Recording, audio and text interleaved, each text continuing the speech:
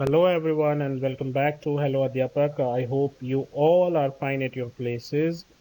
Today we are going to do extra questions and MCQs, 50 MCQs of chapter 2 of Social Science, class 6. Chapter is Ocean and Continents. So without wasting much time, let us start and complete our extra questions and MCQs. So first of all, there will be 50 MCQs which I have prepared for you. So let us move to the first one. What is the most widespread color seen on Earth from space? Space से देखने पर अगर आप अर्थ की तरफ देखोगे तो which color you will see the most? The answer is blue. Second is what does the blue color on Earth represent? क्या है ये? Sky है, water है, mountain है, forest है. तो correct answer is water. How much of Earth's surface is covered with water? कितना है? 1/4, half, 3/4 entire surface. So the correct answer is 3/4. Fourth is which planet is referred as blue planet? किसको कहा जाता है? Mars, Jupiter, Earth, Venus. The correct answer is Earth. Fifth is which is the largest water body? River, sea, ocean, lake. Ocean. I hope अभी तक सारे answers आपके correct गए हों.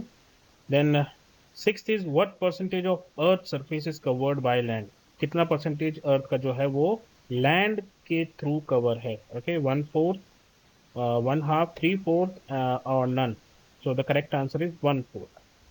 एक्चुअल तो 100% लैंड ही है क्योंकि जो ओशियंस वगैरह है वो भी जो है वो लैंड के ऊपर ही है. बट अगर हम सरफेस की बात करें ऑन द टॉप की तो हमें जो 25% है वो that is land and 3/4 approximately 70% जो है that is water in the form of oceans and glaciers and everything. Seventh is a large continuous expense of land. उसको क्या बोलते हैं हम? दूर दूर तक फैली हुई सिर्फ जमीन. आइलैंड, पेनिनसुला, कॉन्टिनेंट या प्लेटू. So it is called continent. What is the Vedic deity associated with oceans and water? धर्म के हिसाब से जो है ओशन और पानी के जो साथ जो जुड़े हुए हैं वो कौन है? अग्नि, वरुण, इंद्र या सूर्य? तो वो देवता है वरुण देवता. Ninth is which of the following is not considered fresh water? इनमें से फ्रेश वाटर क्या नहीं है? ग्लेशियर, रिवर, ओशियन या ग्राउंड वाटर? तो ओशियन जो है वो इसमें फ्रेश वाटर नहीं है because it is damn salt. Tenth question is which ocean is the largest in the world? सबसे बड़ा ओशियन कौन सा है? अटलांटिक, इंडियन, पैसिफिक या सदर्न? तो correct answer is Pacific ocean is the largest ocean in the world. Will move ahead. 11th question is which ocean is the smallest? सबसे छोटा कौन सा है? आर्कटिक, इंडियन, सदर्न या पैसिफिक? सो सबसे छोटा है आर्कटिक ओशियन. बढ़ते हैं 12th क्वेश्चन की तरफ. What are tiny oceanic plants called? तो ओशियन में जो प्लांट्स हैं छोटे छोटे उनको क्या बोलते हैं? प्लैंक्टन, एल्गी, फंजाई या moss? So they are actually called as plankton. कभी कभी इनको फाइटोप्लैंक्टन भी कहा जाता है. 13th is which oceanic disaster is caused by an underwater earthquake? अगर जमीन पानी के नीचे अगर earthquake आता है तो उससे क्या होता है? साइक्लोन, सुनामी, हरिकेन या monsoon? The disaster is called as tsunami. 14th is how many countries were affected by 2004 Indian Ocean tsunami? तो इंडियन ओशन सुनामी, ओशन में जो सुनामी आई थी 2004 में उसमें कितने देश जो है अफेक्टेड हुए थे? So according to our book, the correct answer is 13. What is the smallest continent by size? Area के हिसाब से सबसे छोटा कॉन्टिनेंट कौन सा है? अफ्रीका, ऑस्ट्रेलिया, यूरोप या अंटार्कटिका? तो साइज के हिसाब से सबसे छोटा जो है that is Australia. 16th question is which ocean does not directly touch Antarctica? ऐसा कौन सा ओशियन है जो डायरेक्टली जो है टच नहीं करता है अंटार्कटिका को? तो इसको समझने के लिए आप देखिए अंटार्कटिका कहाँ है? वो साउथ पोल की तरफ है. तो केवल वही ओशियन जो नॉर्थ पोल में होगा या नॉर्थ पोल की तरफ होगा और नीचे नहीं आएगा वही ऐसा हो सकता है जो डायरेक्टली टच ना करे. तो पैसिफिक तो टच करता है, अटलांटिक भी टच करता है, इंडियन भी टच करता है. आर्कटिक ओशन जो है वो नॉर्थ पोल की तरफ है. So it is the only ocean जो डायरेक्टली अंटार्कटिका को टच नहीं करता. 17th is which is the largest island in the world? Greenland, Madagascar, Borneo या Sri Lanka? Correct answer is Greenland. 18th is how many islands does India have? 100, 500, 1000 या 1300 plus? So the correct answer is 1300 plus. Where is the Indian Antarctica Research Station located? Indian Antarctica research station कहाँ पर है? North Antarctica, south Antarctica, दक्षिण गंगोत्री या Andaman islands? तो वैसे तो कई सारे हैं जो इंडियन रिसर्च स्टेशन है, लेकिन आपकी बुक के हिसाब से the correct answer is Dakshin Gangotri. 20th is what is the role of ocean in the water cycle? क्या रोल है ओशियंस का वाटर साइकिल में? They store oxygen, they send rain to continent, they generate earthquakes, या फिर they warm the atmosphere? तो the correct answer is they send rain to continents.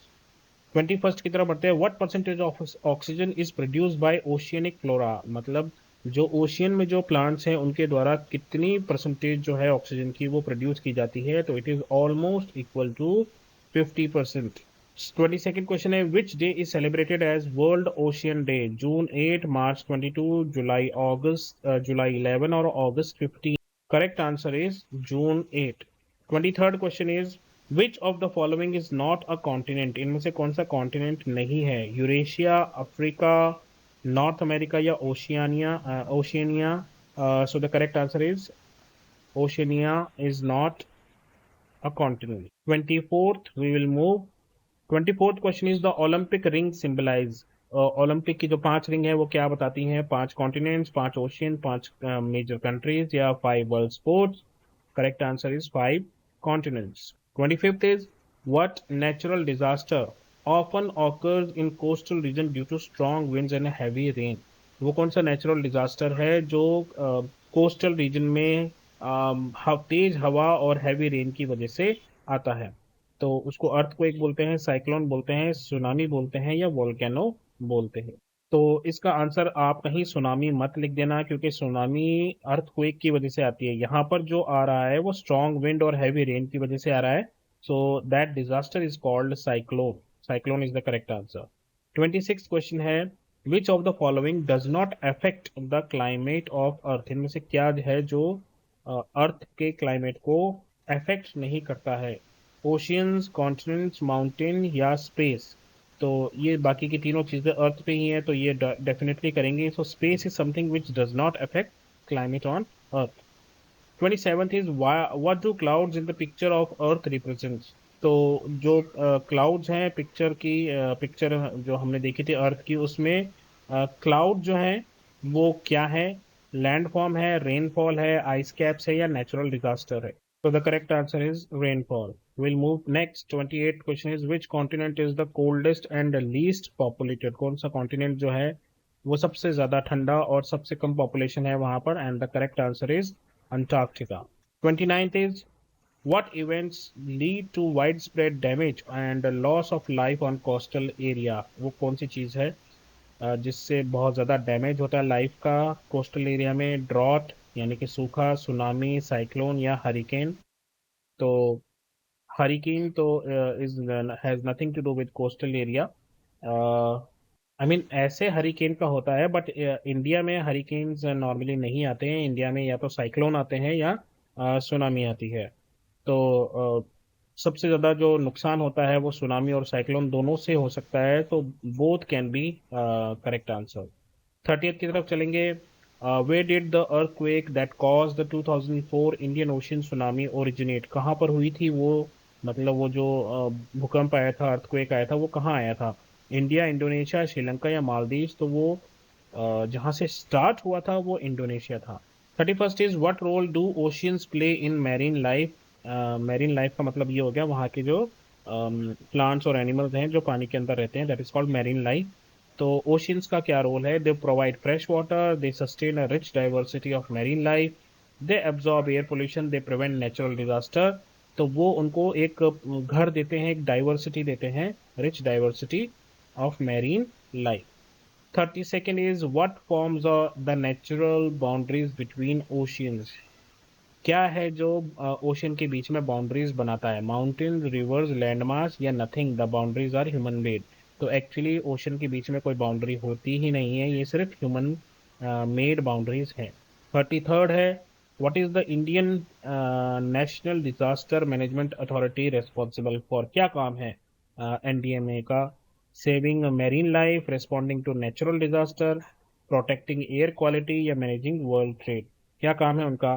कि या तो वो वहाँ के प्लांट और एनिमल को बचा रहे हैं जो समुद्र के अंदर हैं, या फिर जो डिजास्टर होते हैं उन डिजास्टर आने पर लोगों की जान बचाना, एयर क्वालिटी को मेंटेन करना, या दुनिया में ट्रेड करना, धंधा करना। तो correct answer is responding to natural disaster.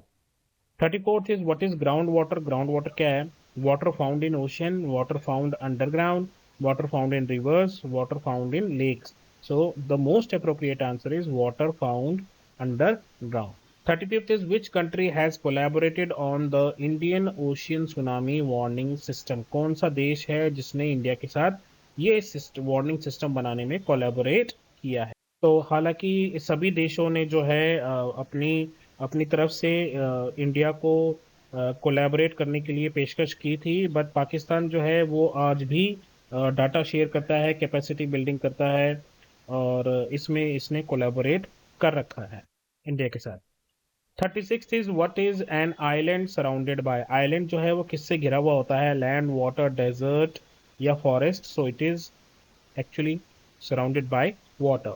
37 is what causes over fishing. Over fishing क्या होती है? जरूरत से ज्यादा मछली निकाल लेना पानी में से। तो what causes over fishing? Lack of fishing equipment, excessive fishing, insufficient water bodies या pollution.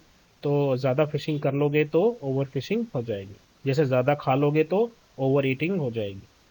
How does plastic waste affect the oceans. किस तरीके से जो है प्लास्टिक बर्बाद कर रहा है ओशियंस को? It cleans the ocean water, it enhances, enhances मतलब अच्छा करना और बेहतर बनाना। इट एनहेंसेस मैरीन ग्रोथ, यानी वहाँ जो प्लांट और एनिमल्स हैं उनकी ग्रोथ में बहुत हेल्प करता है। इट चोक्स मैरीन लाइफ, ये वहाँ की लाइफ को बर्बाद कर रहा है। It prevent storms. So the correct answer is C. 39th is the flora of the ocean is known to produce dash. क्या प्रोड्यूस करता है? 25% ऑक्सीजन, 50% ऑक्सीजन, ये हमने ऑलरेडी कर लिया है, जस्ट इसको दूसरी फॉर्म में पूछ लिया है। तो the correct answer is 50% of the oxygen is produced by flora of the oceans. 40 is what is the motto of Indian navy related to oceans. सम नो वरुणा, जय हिंद, वरुण कृपा, सुरक्षा समुद्र। तो ये हमने वहां पर पढ़ा था बुक में, सम नो वरुणा। How many continents are most commonly listed on maps. Maps में हम कितने दिखाते हैं? हम दिखाते हैं 7। 42nd is which ocean is located around the south pole. कौन सा ओशन है साउथ पोल में? बताइए, अभी हमने ऊपर डिस्कस किया था इसको। तो उसका नाम है सदर्न ओशियन, या उसको हम अंटार्कटिक ओशियन भी कहते हैं। 43rd is what is the tsunami generally caused by. Tsunami क्यों आती है? वॉल्केनिक इरप्शन से, earthquake under the ocean, typhoon, windstorm. ये भी अब आपको आना चाहिए, earthquake under the ocean. 44th is which of the following is not a role played by ocean। इनमें से क्या नहीं करता है ocean? send rain to continents, produce oxygen, causes earthquakes, या support marine life। तो इनमें से ओशियन क्या नहीं करता है? तो जो अर्थक्वेक है वो ओशियन की वजह से नहीं आते हैं, वो तब आते हैं जब दो टेक्टोनिक प्लेट्स जो हैं वो आपस में एक दूसरे से टकरा जाती हैं, और उसकी वजह से जो है अर्थक्वेक्स आते हैं। तो ये ओशन का काम नहीं है। 45th is which region is particularly affected by the Indian monsoon rain. Indian monsoon rain की वजह से कौन सा रीजन जो है वो सबसे ज़्यादा अफेक्टेड होता है? ऑस्ट्रेलिया, अंटार्कटिका, साउथ एशिया या यूरोप।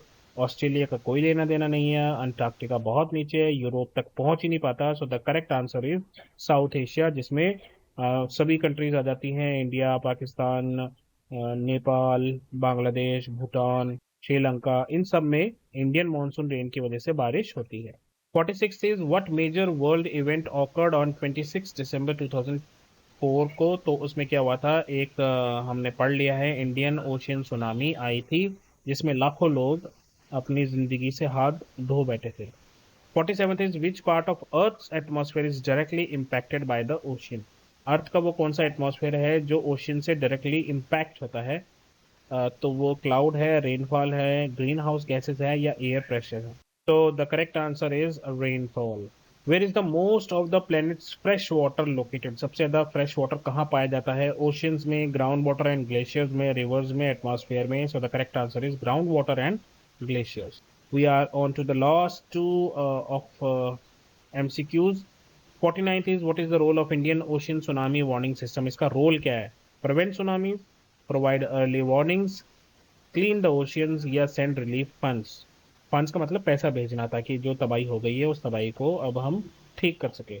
तो क्या सिस्टम सुनामी को रोक पाएगा? नहीं रोक पाएगा। पैसे से कोई लेना देना नहीं उसका, ओशन को वो साफ नहीं करेगा। उसका काम है वार्निंग देना, ताकि लोग वहां से छोड़कर दूसरी जगह, सेफ जगह पहुंच सके। What cultural practices are associated with oceans? Migration है। माइग्रेशन मतलब एक जगह से दूसरी जगह जाना, ये ओशियंस से जुड़ा हुआ है। ट्रेड मतलब एक जगह से दूसरी जगह जाकर धंधा करना। और तीसरा है रिलीजियस रिचुअल्स लाइक, जैसे हम छठ की पूजा होती है यूपी बिहार की तरफ, तो वहां पर लोग क्या है, नदी में जाकर जो है स्नान करते हैं, या समुद्र में जाकर, या फिर हमने देखा है कि महाराष्ट्र में जब विसर्जन होता है गणेश जी का, तो वो जाते हैं ओशियन में और या सी में, और वो उनको वहां पर विदाई देते हैं। तो यहाँ पर तो सभी चीजें हो रही हैं, तो I think the correct answer is all of the above. अब आते हैं 10 शॉर्ट आंसर क्वेश्चंस पे। तो ये है वो 10 क्वेश्चंस जिनके बारे में हम डिस्कशन करेंगे। पहला है, why do astronauts call earth blue planet? क्यों कहते हैं एस्ट्रोनॉट ब्लू प्लेनेट अर्थ को? Explain why fresh water is limited despite the abundance of water on earth? मतलब फ्रेश वाटर इतना कम क्यों है हमारी अर्थ पे, जबकि पूरी अर्थ पानी से ही भरी पड़ी है। What is the role of Indian national disaster management authority? NDMA का काम क्या है? और how do oceans contribute to the water cycle? Ocean जो है वो वाटर साइकिल में कैसा अपना सहयोग देते हैं? What caused the 2004 Indian ocean tsunami and what were it's impacts? क्या कारण था कि 2004 में सुनामी आई थी, और इसका क्या प्रभाव रहा, क्या इम्पैक्ट रहा? Sixth is, how does ocean pollution specially plastic waste affect marine life? तो किस तरह से जो है ओशियन में जो पोल्यूशन फैलता है स्पेशली प्लास्टिक का, वो वहाँ की मैरीन लाइफ को डिस्टर्ब कर रहा है। Seventh is, why is Greenland considered the largest island in the world? Greenland जो है वो सबसे बड़ा आइलैंड क्यों है दुनिया का? What is the significance of 5 Olympic rings with respect to continents? क्या सिग्निफिकेंस है, क्या इंपॉर्टेंस है उन 5 रिंग्स की ओलंपिक्स की respect in with respect to continent? Ninth is, how do oceans impact human life and culture? तो हमने देख लिया है कि ह्यूमन लाइफ को कैसे इम्पैक्ट करते हैं, वो अभी हम आंसर में डिस्कस करेंगे। और टेंथ है, explain the concept of over fishing and it's effects on marine life ecosystem या मेरीन लाइफ। तो ओवर फिशिंग क्या है और इसका क्या इम्पैक्ट पड़ रहा है? तो आइए इनके आंसर्स भी डिस्कस करते हैं। चलिए इनके आंसर्स देखते हैं। तो पहला आंसर जो है वो मैं आपको स्क्रीन पे दिखाता हूँ, ये रहा। Why do astronauts call earth as blue planet? क्यों कहते हैं वो? तो astronauts call earth the blue planet because a large portion of the planet's surface is covered by ocean. सबसे ज़्यादा जो है, अधिकतर जो पोर्शन है अर्थ का, वो ओशियन से ढका हुआ है, और ओशियन स्पेस से जब हम देखते हैं तो वो हमें ब्लू कलर के दिखाई देते हैं, इसलिए उसको ब्लू प्लेनेट कहा गया है। सेकंड है, फ्रेश वाटर जो है कम है जबकि पानी ही पानी है अर्थ पे, ऐसा क्यों? तो although about 71% of earth surface is covered by water, लेकिन जो मेजर इसका जो 70% का जो 97% है, मतलब जितना भी पानी अर्थ पर मौजूद है उसका 97% पानी जो है वो सॉल्ट वाटर है, और वो ओशियन में है।